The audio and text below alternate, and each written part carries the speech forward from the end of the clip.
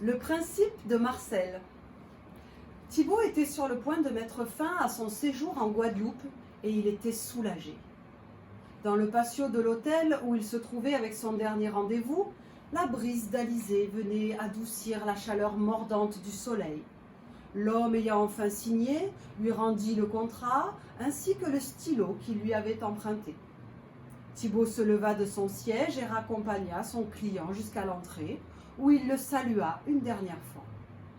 Les rendez-vous s'étaient enchaînés. Les bains de mer à la plage de l'hôtel en fin de journée étaient les seuls moments où il profitait réellement du fait d'être dans les Caraïbes. Après 3 jours d'un marathon de présentations, de serrage de main, de négociations et de célébrations arrosées, la fatigue commençait en effet à se faire sentir. Un temps, il avait espéré pouvoir prendre un dernier bain de mer avant de quitter l'hôtel. Malheureusement, ce dernier client s'était montré hésitant. Il avait lu et relu chaque page du contrat, tout en mâchouillant le stylo-bille que Thibaut lui avait prêté. Pendant ce temps, lui avait admiré la surface de la mer qui scintillait comme une rivière de diamants. Il savait qu'il avait fait sa part pour présenter une proposition avantageuse pour les deux parties. Il tenta de trouver patience en perdant son regard dans le lointain. Le relief de Marie-Galante reposait sur la ligne d'horizon, telle une main coquine glissée sous la couette molletonnée du ciel caribéen. Les vagues soupiraient au sable doré, leur langueur d'être à ce point ignorée. Il aurait aimé profiter un peu plus de la Guadeloupe. Voir de plus près ses montagnes, rencontrer ses habitants, découvrir ses mystères.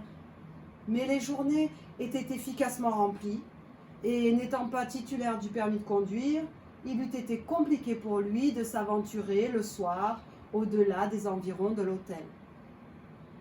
D'une main, Thibaut glissa la carte clé dans la porte de sa chambre tout en composant le numéro de Marie, sa collègue responsable de fabrication. C'est bon, il a signé. Indiqua-t-il après les salutations d'usage.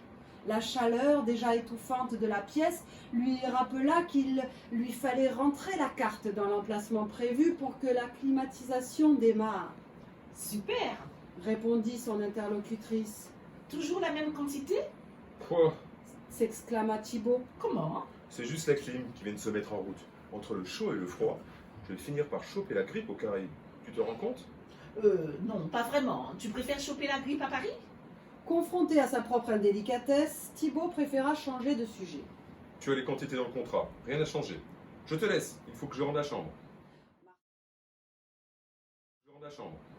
Marcel installa son véhicule sur l'aire prévu pour les taxis et coupa le moteur. Il venait tout juste de sortir de la voiture lorsque son portable se mit à sonner. À peine avait-il décroché qu'une voix de femme vociférait à l'autre bout du fil. Tu ne me laisses même pas le temps de dire « Ah » que tu es déjà en train de me demander où je suis. S'exclama Marcel. Non, je ne sais pas à quelle heure j'arrive. Répondit-il. C'est mon dernier client, je l'emmène à l'aéroport et je rentre quand j'ai fini. Depuis l'entrée de l'hôtel, Marcel vit arriver vers lui un grand bonhomme aux cheveux châtains bouclés, la veste couleur crème de son costume sur le bras. Il tirait derrière lui une valise à roulettes. Je te laisse, mon client est arrivé. Dit Marcel. Oui, dès que j'ai fini, promis, allez, bye. Conclut-il en s'élançant. Bonjour, laissez-moi vous prendre votre bagage. Avant que Thibaut n'ait eu le temps de prononcer un mot, le chauffeur de taxi s'empara de la valise d'un geste preste. Il ouvrit le coffre, posa la valise à l'intérieur et ouvrit la porte arrière droite du véhicule dans un mouvement fluide et élégant. Thibaut s'assit, la portière se referma, le coffre claqua, Marcel prit le volant. Vous avez passé un bon séjour? Lui demanda le chauffeur tout en quittant l'aire de taxi. Oui, merci monsieur. Fit le chauffeur en secouant la tête. Appelez-moi Marcel. Sans lui donner le temps de réagir, il ajouta. Vous avez pu visiter un peu? Non, malheureusement. Lâcha Thibaut. Votre avion est à quelle heure? Écoutez monsieur, Commença Thibaut en se frottant les sourcils, mais le conducteur l'interrompit. Marcel, appelez-moi Marcel. Marcel, emmenez-moi simplement à l'aéroport, Le portable de l'homme d'affaires se mit à sonner. Oui, Marie? Demanda Thibaut. Mais à ce moment-là, Thibaut fut pris d'un double éternuement à lui en faire couler les larmes. Marcel lui tendit un mouchoir en papier. Il le prit sans un mot, le regard absent. Attends, je prends un stylo. Et il fouilla la poche de sa veste pour constater que le stylo à billes lui avait été non seulement rendu avec le bouchon mâchouillé et tordu, mais surtout enfoncé de la mauvaise extrémité. La poche intérieure de la veste abordait une tache bleue, une imitation de mauvais goût, d'anthropométrie de Klein, Bah voyons, s'exclama-t-il. c'est super utile un bouchon qui ne protège pas la pointe. Marcel tendit à son passager un stylo et un bloc de post-it. Thibaut nota les informations qui lui étaient transmises par sa collègue et termina la conversation. Il rendit le bloc et le stylo au chauffeur, accompagné d'un Merci, à peine audible. Vous avez mangé, monsieur? il n'est même pas encore midi. Répondit Thibaut. Parce que je me disais, si vous aviez un peu de temps, avant de prendre votre avion, je vous aurais emmené faire un petit tour à Pointe-à-Pitre. Et peut-être manger quelque chose. Qu'en dites-vous? Je ne sais pas trop. Mon avion est à 15h, mais le temps d'enregistrer... Manger, c'est important. Coupa Marcel. Ma femme, elle est gentille. Mais parfois, d'un coup, elle s'énerve sur les gens. Et c'est une fois qu'elle a mangé qu'elle se rend compte que ce n'étaient pas les gens qui l'énervaient, mais qu'elle avait faim. Vous avez faim, monsieur? Thibaut, Concéda l'autre. Vous avez faim, Thibaut? Je connais un restaurant dans Pointe-à-Pitre. C'est à s'entêter les doigts. Marcel jeta un œil dans le rétroviseur et vit un sourire se dessiner sur le visage de son passager. non merci, c'est très gentil à vous. Je préfère me rendre directement à l'aéroport. Marcel continua sa conduite dans un silence paisible. Malgré son allure modérée, ils arrivèrent rapidement devant le hall des départs de l'aéroport Paul Caraïbe. D'un coup de volant habile, Marcel coupa une place réservée aux déposes minutes. Thibaut régla sa course et le taxi récupéra la valise qu'il avait entreposée dans le coffre. Je vous souhaite un bon voyage, Thibaut. Merci. Répondit l'homme d'affaires. Et ne sait-on jamais? Peut-être que nous aurons l'occasion de déjeuner ensemble de ces quatre. Ajouta Marcel en lui serrant la main.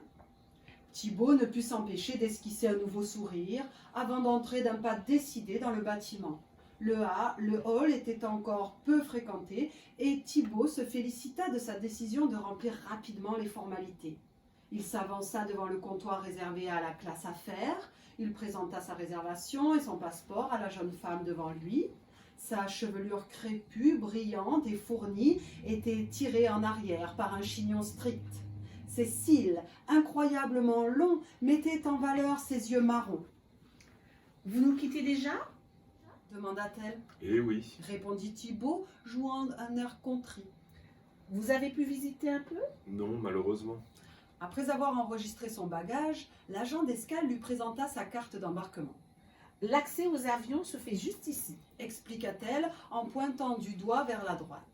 Elle entoura le nombre sur le document et ajouta sans cesser de sourire. L'embarquement commence à 17h30. Je vous souhaite un bon voyage. Mais Thibaut fronça les sourcils. 17h30? Je ne suis pas sur le vol de 16h30? La jeune femme se mordilla la lèvre inférieure. Le vol a été annulé, monsieur. Vous avez été mis sur le vol de 18h30. On ne vous a pas prévenu? Mais non, on n'a rien dit. S'indigna Thibaut, Je suis désolée. fit la jeune femme contrite. Normalement, on aurait dû vous prévenir. D'ailleurs, pour nous excuser du désagrément, nous vous avons mis en première classe. Tandis que l'agent lui indiquait son numéro de siège sur sa carte d'embarquement, un message de la compagnie aérienne fit sonner le téléphone de Thibaut. Constatant que son client goûtait un peu à l'ironie de la situation, la jeune femme murmura dans une grimace triste. Je suis vraiment désolée. Thibaut lâcha un soupir sonore et haussa les épaules. Nul pour rien. Concéda-t-il en quittant le comptoir. Je vous souhaite un bon voyage, monsieur. Comme une âme en peine, Thibaut arpenta le hall. La seule restauration disponible était un snack. L'établissement proposait un assortiment de viennoiseries, de tartelettes et de sandwichs, les mêmes qu'il avait vus 100 fois dans les gares à Paris. Il avait faim, mais la frustration du départ retardé était encore trop grande. Il ne voulait pas céder au prix prohibitif qui lui était proposé et risquait de transformer sa frustration en une colère sourde. Thibaut préféra donc sortir. Il espérait trouver le calme dans le ciel azur que le toit métallique lui cachait. Laissez-moi deviner, mon ami. Vous avez décidé de rester vivre en Guadeloupe? C'est ça? Une main sur le front, les yeux plissés pour se protéger du soleil, Thibaut vit Marcel accoudé à son taxi, un grand sourire aux lèvres. Mon vol a été annulé. Je pars à 18h40 finalement. Marcel pouffa sans se départir d'un regard plein de malice. Vous avez mangé quelque chose au moins? Même pas. Montez. Allez, je vous offre la balade. Il serait dommage que vous repartiez sur une mauvaise expérience.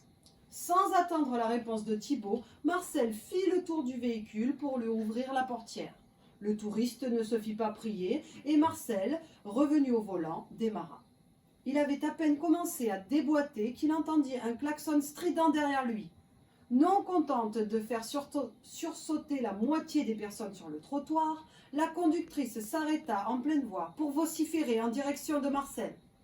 Thibaut ne comprenait pas le créole, mais il savait que lorsqu'il était question de maman à un volume aussi élevé, c'était rarement bon signe. À l'arrière du véhicule, deux jeunes garçons regardaient Thibaut tout aussi impuissant que lui face à la situation. La jeune femme au volant ponctuait chacune de ses invectives par de grands coups de poing sur le volant. Marcel tenta des paroles d'une voix paisible, en vain. Il se résigna à attendre que la conductrice retrouve son calme ou soit à court d'insultes. Mais la colère de celle-ci semblait aller en grandissant. Ce n'est que lorsqu'un autre véhicule klaxonna derrière elle que la conductrice finit par avancer. Marcel secoua la tête et demanda. Dites-moi Thibaut, ça ne vous dérange pas que je mette un peu de musique? Pas du tout, Marcel. Les notes aériennes presque éthérées d'un piano classique enveloppèrent l'habitacle du taxi. Elles étaient empreintes de douceur, mais peut-être aussi d'une légère mélancolie. Thibaut sentit sa respiration ralentir peu à peu, ses muscles, en particulier le haut du dos, se relâchaient. C'est connu comme morceau, non? Qu'est-ce Oui. que c'est? Oui, c'est très connu. C'est Debussy, Clair de lune. Thibaut claqua des doigts. C'est ça? Mais ma femme adore ce morceau. Continua Marcel. Généralement, elle écoute en fin de journée, vers 5 heures de l'après-midi, le temps d'une tasse de thé. Elle dit que ça l'aide à se retrouver son calme. C'est très agréable. La musique faisait encore flotter Thibaut lorsque Marcel indiqua. Ici commence le boulevard des héros. La statue représente le sacrifice de Delgrès qui s'est battu contre le rétablissement de l'esclavage. Comment ça? Le rétablissement? La République française a aboli l'esclavage et la traite des Noirs une première fois, puis les a rétablis, puis abolis de nouveau. Vous ne le saviez pas? Demanda Marcel en souriant. Thibaut secoua la tête, pensif. La voiture cahota sur une paire de dos d'âne et Marcel reprit la parole. Regardez, sur votre gauche, c'est le lycée de Bainbridge. La fresque que vous voyez là a été réalisée par les élèves du lycée en commémoration des abolitions. Les nuances d'orange étalées sur 150 mètres de long frappaient la rétine de Thibaut. Elles l'obligeaient à considérer les noms, les visages, les dos meurtris, les chaînes évocatrices du passé douloureux de l'archipel. Pas étonnant que les gens soient violents. Fit remarquer Thibaut. Vous ressassez ce passé. Il faut savoir aller de l'avant. Mais justement, Rétorqua Marcel. les gens veulent aller de l'avant. Ils veulent le rêve américain. Ils dansent américain, ils chantent américain, ils mangent américain. Vous n'avez pas vu la quantité de fast-food qu'on a croisé en venant de l'aéroport? non. Avoua Thibaut. Les gens ici, ils ont acheté le rêve américain qu'on nous vend sur les affiches. Ils s'imaginent qu'ils deviendront les nouveaux princes de Bel-Air. Ils partent à la poursuite du bonheur. Et évidemment, ils n'y arrivent pas. Après ça, ils sont frustrés. Et cette frustration mène à la colère, à la violence. Le reste, c'est surtout des prétextes. Quel mal y a-t-il à vouloir le bonheur? Mais Marcel pointa du doigt la statue devant lui. Là, c'est Solitude. Elle a combattu aux côtés de Delgrès, dont la statue est un peu plus loin. Vous n'avez pas répondu, Marcel. Insista Thibaut. Quel mal il y a à vouloir le bonheur? Oui, pas vouloir le bonheur. La poursuite du bonheur. S'il y a bien quelque chose que nos ancêtres nous ont appris, pas lui. Dit-il en pointant du doigt la dernière statue du boulevard. Mais ceux qui ont survécu ceux qui ont conservé le souvenir de qui ils étaient, de pourquoi il a combattu, ceux qui nous ont transmis toutes les nuances du mot courage, s'il y a bien quelque chose qu'ils ont signifié dans leurs gestes, dans leur vie, leur dignité, c'est que le bonheur ne se poursuit pas. Le bonheur, il se donne. C'est en le donnant qu'on trouve le bonheur, pas en le poursuivant. Ils quittèrent le boulevard et empruntèrent une petite rue plus étroite. Au bout de la rue, Marcel tourna à gauche et précisa. Là, on est dans la rue Bébian. Vous voyez le bâtiment sur votre gauche? Demanda-t-il en ralentissant. C'est l'école maternelle Bébian. Le style de construction remonte à la fin du XVIIIe siècle. Vous voyez, en bas, c'est du dur, et en haut, c'est du bois. À l'étage, c'est du bois. La maison a été détruite par le cyclone de 1928, et donc refaite à l'identique. Pointe-à-Pitre a été particulièrement ravagée par le cyclone de 1928, parce qu'après la pluie et le vent, la mer a ravagé ce qui restait des habitations. Thibaut était encore la tête tournée vers l'école, tandis que Marcel enchaînait. Devant nous, c'est un autre monument historique, l'ancien presbytère. On le verra un peu mieux tout à l'heure. Marcel trouva à se garer près de l'église Saint-Pierre et Saint-Paul. Encore un monument historique, Indiqua Marcel. la cathédrale Saint-Pierre et Saint-Paul, construite au début du XIXe siècle. Vous en avez vraiment partout. S'émerveilla Thibaut en descendant du taxi. Ben oui, la ville, vous savez, elle est ville d'art et d'histoire. Mais ce n'est pas vraiment ce que je voulais vous montrer. Marcel traversa la route et s'installa, les mains sur les hanches, au beau milieu du parvis, dos à l'église. En face de moi, le palais de justice, reconstruit par Aliture. Comme c'est votre première visite, je suis un peu obligé de vous en parler. Le bonhomme a construit 120 bâtiments en 4 ans. Sur la gauche, Continua Marcel. on voit la différence de style avec le presbytère, cette envie de béton pour se protéger des pluies, résister au vent, à mon avis, a profondément influencé le paysage de la Guadeloupe. Le béton reste debout. Rester debout, quoi qu'il arrive, c'est quelque chose qu'on aime bien ici. Les yeux de Thibaut passaient de l'un à l'autre des bâtiments. L'un dégageait une certaine grâce, une élégance fragile. L'autre affirmait une rigidité, une rigueur étudiée. L'un paraissait danser en même temps que les arbres. L'autre semblait vouloir contester sa majesté au soleil. Marcel lui tapa doucement sur l'épaule. Venez Thibaut, je vous montre la place de la Victoire. Et ensuite, on va manger. Ça doit être compliqué pour les architectes. S'interrogea Thibaut en suivant son guide. Comment ça? Avec tous ces monuments historiques partout auxquels on ne peut pas toucher, tout ce lourd passé toujours présent, comment proposer quelque chose de neuf? Marcel se retourna vers lui avec un sourire. La question se pose pour nous tous. Thibaut, pour nous tous, chaque personne doit continuer le fil de sa propre histoire. Dans une calligraphie collective, on doit chacun proposer notre bout de ligne, en reprenant là où nos parents nous ont transmis et en invitant les générations suivantes à venir à poursuivre le dessin à notre tour. La Guadeloupe est comme un long poème écrit à plusieurs mains. On ne peut pas changer les mots des autres, mais où l'on se doit de trouver de nouvelles rimes. C'est joliment dit. Rétorqua Thibaut. Mais encore, faut-il trouver le courage d'oser. Marcel se mit à rire aux éclats. Qu'est-ce qu'il y a de drôle? Qu'est-ce qu'il y a de drôle? Non, ce n'est pas pour me moquer, Thibaut, vraiment, je vous assure. Mais vous en faites encore une histoire individuelle. Le courage d'oser, on ne le trouve pas pour soi, mais pour les autres. Il y a des architectes ici, des gens qui s'intéressent vraiment à ce que nous, les gens, vivent, comment les gens vont et viennent, et qui, à travers leurs projets, veulent une ville plaisante, respectueuse, accueillante pour ces personnes-là. Ils réfléchissent, parlent, dessinent, construisent, non pas pour eux-mêmes, mais pour répondre aux besoins de vivre, d'aimer, de grandir de ces gens-là. Ce que vous appelez oser, ils appellent ça le minimum. Marcel décrivit ensuite la place de la Victoire et son kiosque à musique.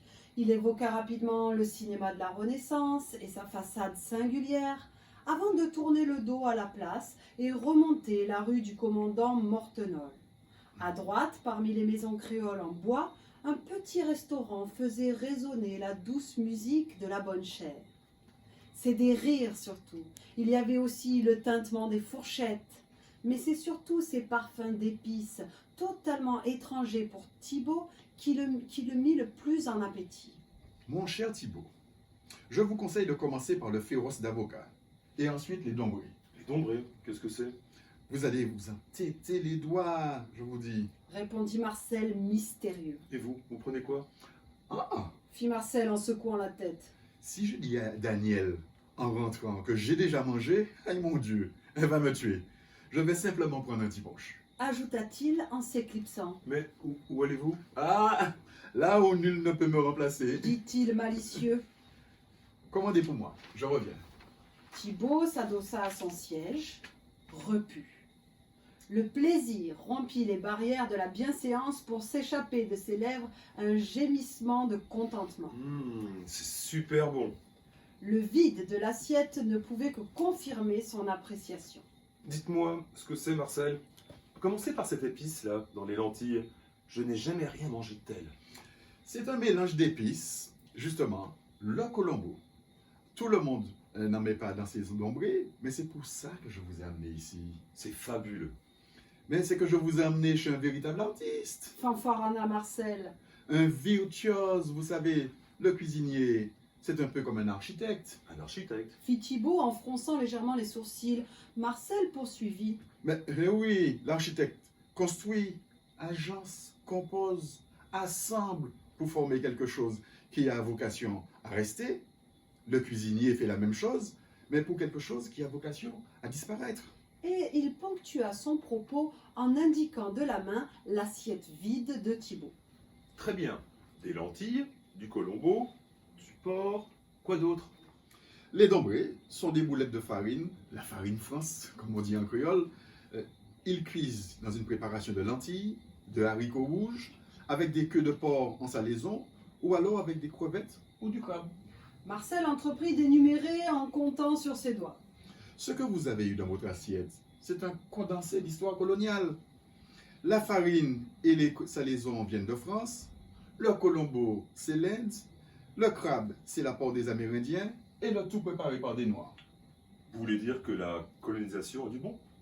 Le sourire s'effaça immédiatement du visage de Marcel. C'est facile de mettre les choses dans la case bon ou la case mauvais. Ça devient difficile quand il faut renoncer. On peut toujours fustiger la colonisation, on peut sans doute enlever à l'issue de nos villes, mais dans ce cas, il faut être prêt à renoncer au dombré, à la canne et au rhum. Il leva son verre. Il peut être même à notre présence, et peut-être même à notre présence sur ce sol. Nous aussi, nous sommes importés. Ou alors, on peut composer avec, ne pas ignorer d'où l'on vient, en accepter toute la complexité et proposer quelque chose de neuf. Changer de trajectoire sans briser la ligne. Trouver un sens vers lequel nous projeter, différent de ce qui nous a amenés jusqu'ici. C'est très philosophique tout ça. Marcel soupira et dit. Je vais vous montrer l'autre versant de la ville et vous comprendrez mieux. Les deux hommes se levèrent et Thibault se dirigea vers la caisse. Après avoir réglé, il retrouva Marcel devant l'établissement et, en le voyant arriver, ce dernier rangea son téléphone et lui demanda. Elle vous fait ça, votre femme? Vous l'appelez, elle ne répond pas. Mais si c'est moi qui tout de suite, elle va dire, tu n'entends pas quand je t'appelle? Avec qui tu étais? Vociféra-t-il dans une imitation de matrone. C'est peut-être qu'elle aime tellement son mari qu'elle n'a pas envie de le partager. Répondit Thibault goguenard. Marcel leva les deux mains au ciel. Oh, hélas! De nouveau en voiture, Marcel prit la direction de la darse. En face de nous, il y a un collège, avec à droite une fresque qui rappelle un autre épisode de notre histoire, le massacre de 1967. Mais dès qu'on a dépassé le collège, on entre dans le quartier plus populaire de Pointe-à-Pitre. Regardez comme il y a une réappropriation. Les cases sont toujours là, mais il y a de la couleur, des graffitis. Il tourna dans la rue du Gommier, Ça, c'est le nouveau tribunal de grande instance. indiqua-t-il. Et plus bas, c'est le quartier chaud. Tout un symbole. Et regardez ici. C'est quoi un bokit? Demanda Thibault. Marcel se tourna vers lui. Historiquement, une galette de farine et d'eau, frites à l'huile et fourrée avec tout ce qui restait du repas de la veille. Aujourd'hui, c'est un produit de luxe, Il pointa du doigt le restaurant. si on essaie y faire. Le chauffeur de taxi repartit et rejoignit la rue Vatable. Regardez-moi ça. Ces graphismes, ces couleurs, Des gens viennent du monde entier afin d'admirer ses maisons et ses peintures. La ville est devenue une véritable galerie d'art à ciel ouvert. Marcel, continuant la visite, désignant les maisons de la rue Raspail, mais Thibaut ne regardait plus ce qu'il lui montrait. Il remarquait à présent l'érudition de son guide. Il se pencha vers ce dernier et déclara: Dites-moi, Marcel, vous n'êtes pas un simple chauffeur de taxi? Et pourquoi pas? D'où connaissez-vous toutes ces choses sur l'histoire, sur la cuisine, sur l'architecture? Dites, ben quand on est donc chauffeur de taxi, on peut pas savoir toutes ces choses-là? Levant les mains en signe de reddition, Thibaut dit: Je ne voulais pas vous offenser, Marcel. Je suis simplement curieux. Avouez que ce n'est pas ordinaire. Un chauffeur de taxi qui sait tant de choses. Bon, c'est vrai. Hein, c'est vrai. Reconnut Marcel. Ce n'est pas ordinaire, mais ça devrait. Vous ne croyez pas? Dans un pays touristique où on devrait pouvoir compter sur chaque chauffeur de taxi pour qu'il donne aux touristes l'envie de ce pays, l'envie de cette ville. Les gens de Pointe-à-Pitre, ils font leur part. Ils font ce qui est dans leurs moyens pour avoir une ville sur laquelle on a envie de poser le regard. Alors moi, j'ai décidé que ma part, c'était de la montrer. Je prends sur mon samedi après-midi pour emmener des touristes, leur faire connaître la ville en voiture, pour qu'ils aient envie de la parcourir, de la visiter à pied. Marcel tourna à gauche et traversa la cité HLM. Face à eux, derrière la place ombragée, s'élevait un bâtiment majestueux d'un noir d'obsidienne, surplombé d'un maillage de bandes argentées. C'est le Memorial Act? Demanda Thibaut. Oui, et c'est surtout là où était l'usine d'Arboussier. Mon grand-père a travaillé là, vous savez. Je venais le retrouver quand je faisais l'école bis. L'école bis. Oui, l'école buissonnière. J'ai fait ça, vous savez. Hein. Dormir sous les manguiers, venir retrouver mon grand-père lorsque l'usine vomit son équipage nègre. Les deux hommes admirèrent le bâtiment en silence. Puis, Marcel reprit la direction de l'aéroport, Excusez-moi, mais il faut vraiment que j'appelle ma femme. dit le taxi. Je lui ai dit que j'arrivais et je ne suis toujours pas parti. Je vous en prie, Marcel. Le chauffeur appuya sur un premier bouton d'appel rapide et le téléphone composa le numéro frénétiquement. Malheureusement, au bout de 4 sonneries, l'appel fut coupé. Marcel tenta d'appeler de nouveau, sans succès. Il poussa un sonore, Laissez-lui un message.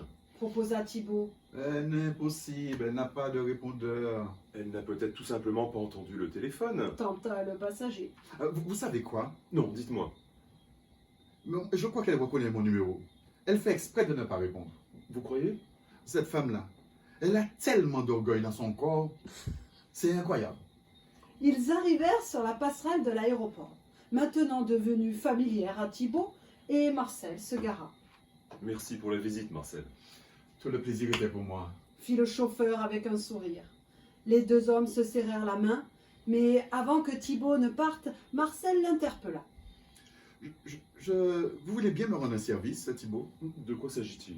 Marcel prit son bloc-notes et le stylo, et joignant le geste à la parole, il indiqua. Je vous donne le numéro de ma femme. Elle s'appelle Danielle. Vous l'appelez et vous lui dites de ne pas s'inquiéter. Je viens la chercher. Je ne sais pas trop, Marcel. Si. Dites-lui juste ça. J'appelle de la part de Marcel. Ne vous inquiétez pas. Il vient vous chercher. Avant que Thibaut ne réponde quoi que ce soit, Marcel était déjà derrière son volant et quittait l'aéroport Paul Caraïbe. Thibaut rangea le numéro dans sa poche et rentra dans le hall. Il se dirigea vers la porte d'accès aux avions et présenta machinalement sa pièce d'identité au policier. Il ne se sentait pas d'appeler cette femme qu'il ne connaissait pas. À en croire Marcel, elle avait un sacré caractère. Thibaut traversa les boutiques sans vraiment les voir et s'assit dans la salle d'embarquement. Il regarda sa montre et constata que l'attente ne devait plus être trop longue maintenant. La visite de Pointe-à-Pitre avait utilement et agréablement occupé une bonne partie de son après-midi.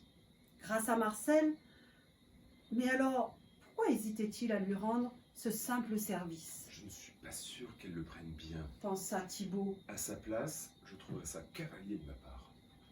Mais il repensa alors aux propos de Marcel. Le courage d'oser. On ne le trouve pas pour soi, mais pour les autres. Thibaut sortit le numéro de sa poche et appela l'épouse de son guide. Dès la deuxième sonnerie, une voix douce et chantante lui répondit. Allô, bonjour? Allô? C'est Daniel? Oui, c'est bien moi. Qui est à l'appareil? Madame, vous ne me connaissez pas, mais Marcel m'a demandé de vous dire de ne pas vous inquiéter. Il vient vous chercher. Un long silence. Thibaut était sur le point de regarder l'écran de son téléphone pour s'assurer qu'il n'avait pas été coupé lorsque Daniel s'écria. Si c'est une blague, elle est de bien mauvais goût. Mais pas du tout, madame. S'indigna Thibaut surpris. C'est Marcel qui m'a donné votre numéro et... Quand est-ce que vous avez vu Marcel? Mais je ne sais pas, moi, il y a 10 minutes. Arrêtez ça tout de suite. Il m'a même raconté que vous aimiez écouter Clair de Lune de Debussy en buvant du thé. Arrêtez, je vous dis. Cria Daniel, la voix chevrotante. Mais que j'arrête quoi? Allô? Allô? Thibaut entendit une autre voix, plus jeune sans doute, mais tout aussi en colère. Allô? Qui est à l'appareil? Mon nom ne vous dira rien. Eh bien, laissez ma mère tranquille. Je n'avais pas l'intention de déranger, mais je rends juste un service à Marcel. Un service à? Ce que vous dites là ne tient pas la route. Mais enfin, c'est ce que j'ai expliqué à votre mère. Il m'a donné son numéro et m'a demandé de l'appeler pour la prévenir qu'il venait la chercher. Tout simplement. Monsieur, ce n'est pas drôle. Là, au moins, nous sommes d'accord. J'appelle juste pour rendre service à Marcel. Je vous dis que ce n'est pas possible que vous avez parlé à mon père. Ça, c'est la meilleure, et pourquoi donc? Parce que mon père, il est mort. Comment ça? Quand? Mon père est mort d'un cancer. Il y a 3 ans. Alors, vous allez laisser ma mère tranquille. La jeune femme raccrocha. Thibaut resta tétanisé avec l'appareil sur son oreille. Ce n'est lorsque la voix d'un agent d'escale invita les passagers en première classe à embarquer dans les plus brefs délais qu'il réussit à sortir de sa torpeur. Timalo.